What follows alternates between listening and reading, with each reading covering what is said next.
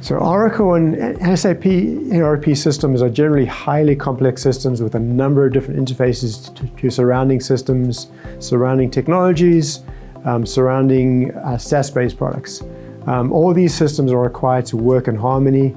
Quite often, components of these systems stop working or get upgraded, which generally causes the application to stop working.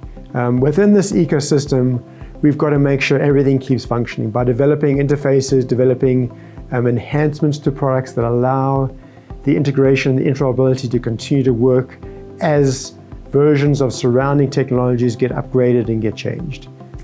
That's part of the benefit of Spinnaker LINK, and that we keep components functional. We're effectively the grease within the engine that keeps the engine working. And that's part of LINK. LINK will continue to evolve as new challenges arise.